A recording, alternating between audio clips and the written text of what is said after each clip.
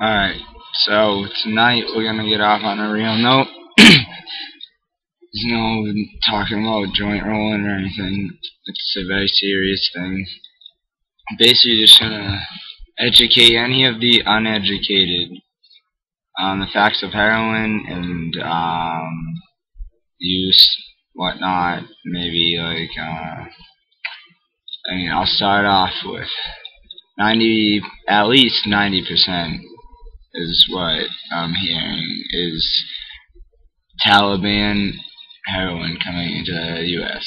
and 10% is from Mexico, Colombia, whatever. Yeah.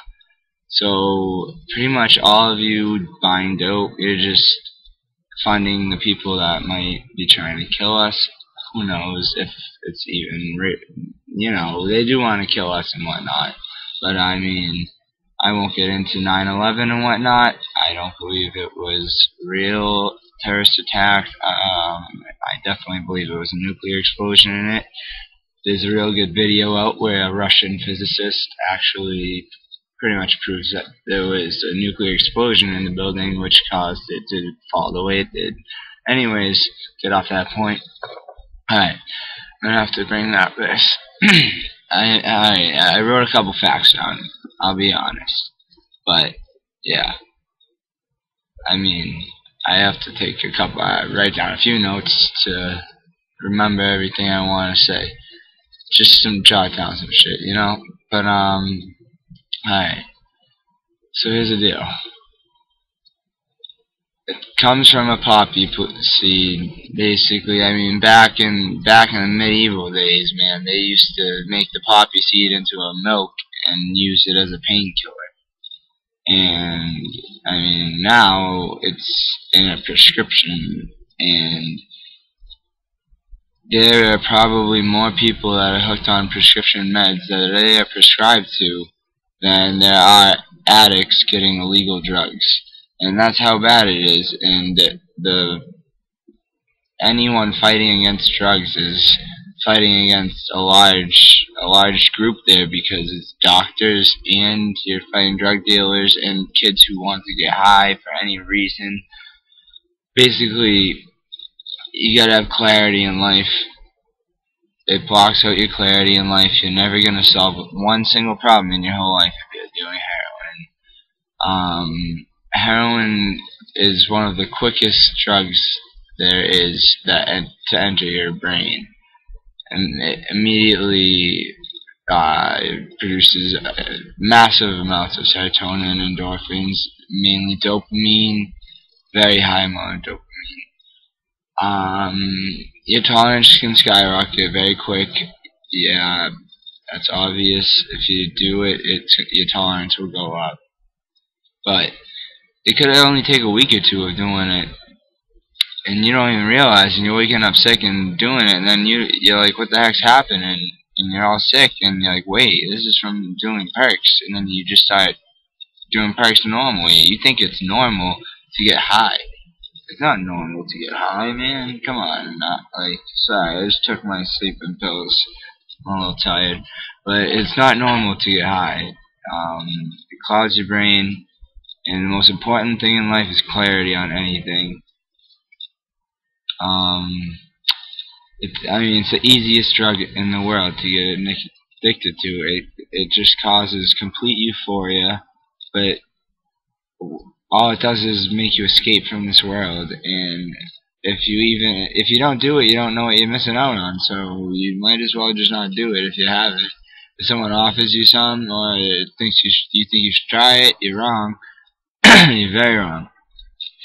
Even though you may not be, even if you're shooting it, even if you're not smoking it, even blowing it or snorting it, whatever you want to call it, causes very bad suppression in your breathing, and that's why there's such a high risk of overdose. It's not, anything, you go a little overboard and your heart just had enough, man, and it's simple as that. Your breathing stops when the oxygen isn't pumping through your blood, and your heart will stop, because it doesn't matter about the lungs, but if you're not getting the right amount of air in your lungs, no oxygen is in your blood going through your body.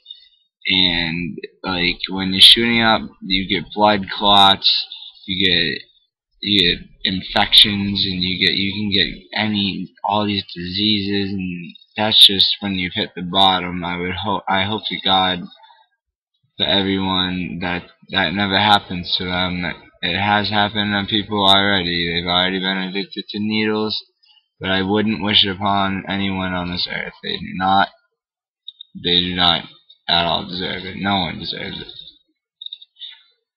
I mean, you can easily, you start using needles and you don't have the money anymore to buy a whole pack of needles and be clean, so you're using it and sharing it.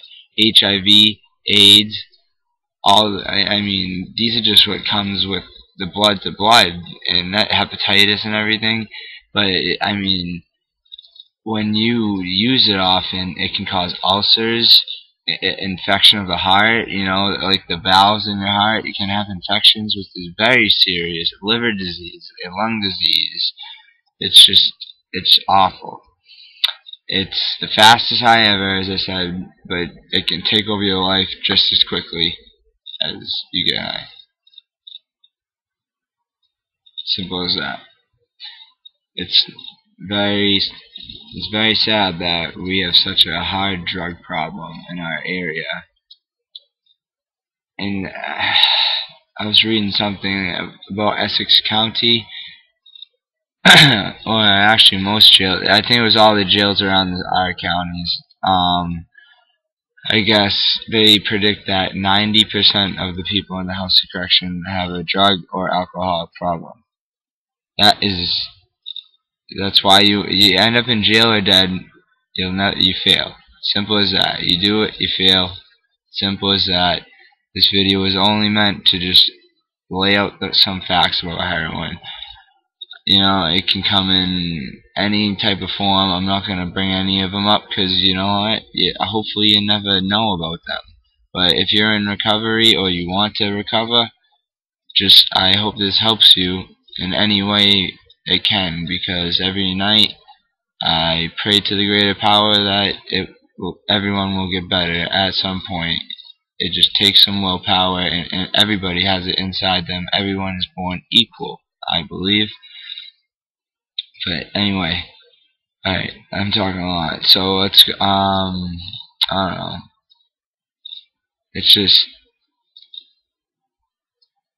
alright, basically I'm just gonna end the video. I'm gonna end it with one of my favorite sayings ever.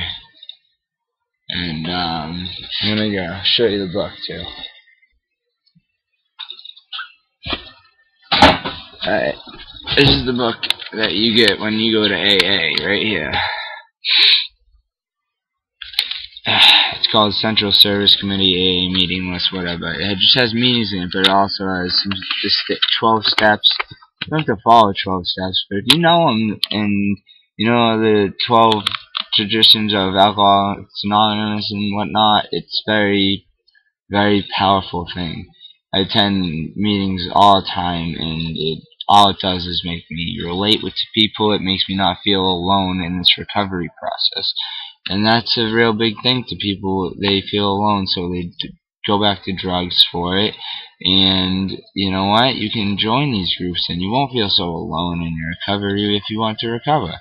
So I hope that you would like to recover if you are using, but if you aren't, I hope you take something out of this video, something as like, just don't get into it, don't ever try it, because it will take over your life immediately. It just happens. Okay? I'm going to end this video with a saying out of the Bible, which I don't believe in the Bible. I think it's a big hunk of written crap shit that people made up. But I do believe in one saying. And when I say God, I mean God as we understand Him. Doesn't mean a God sitting up there looking over us. It could be a power. I believe in a greater power than us. Created everything. Who knows? You know, evolution happened. Whatever. You know, it's just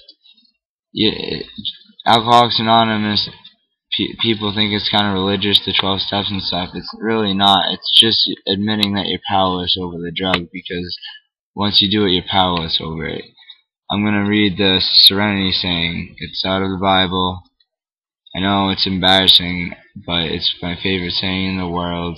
I just would like to say it. You know, I say it often, and I say it before I go to bed every night, and I try to live my life by this. And it's basically just saying, pick your battles, pick your fights, and have the clarity to know what to do and what is wrong and right.